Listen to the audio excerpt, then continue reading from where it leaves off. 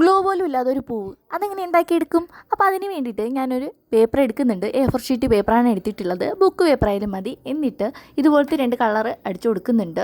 ഞാൻ red and yellow കോമ്പിനേഷനാണ് select ചെയ്തിട്ടുള്ളത്. നിങ്ങൾക്ക് ഇഷ്ടപ്പെട്ട കളർ നിങ്ങൾക്ക് അടിച്ചു കൊടുക്കാം. എന്നിട്ട് ജസ്റ്റ് ഒന്ന് ഇത്തിരിയുടെ വെള്ളം ഒന്ന് അപ്ലൈ ചെയ്യാൻ ശ്രദ്ധിക്കുക.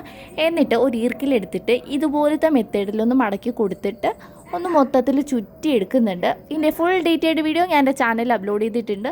ഒന്ന് പോയി നിങ്ങൾ കണ്ടു നോക്കുക. പിന്നെ ഒരു കാര്യം വിട്ടിട്ടുണ്ട്, ഈ ഒരു കളർ അടിച്ച് നന്നായിട്ടൊന്ന് ഉണങ്ങിയതിന് ശേഷം മാത്രമേ ഒരു വർക്ക് ചെയ്യാൻ ശ്രദ്ധിക്കുക.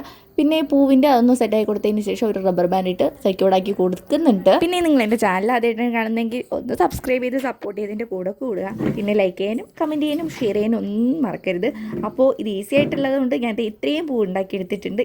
ഷെയ്ഡ് ആവശ്യമില്ല, പിന്നെ അധികം സമയം വേണ്ട, പിന്നെ പെട്ടെന്ന് തന്നെ ചെയ്തെടുക്കാം. പൈസയുടെ ഒരു ചിലവുമില്ല. ഈസി ആയിട്ട് തന്നെ നിങ്ങൾക്ക് ചെയ്തെടുക്കാം. എന്തായാലും ഒന്ന് നിങ്ങൾ ട്രൈ ചെയ്യണേ. അപ്പോൾ ബൈ ബൈ.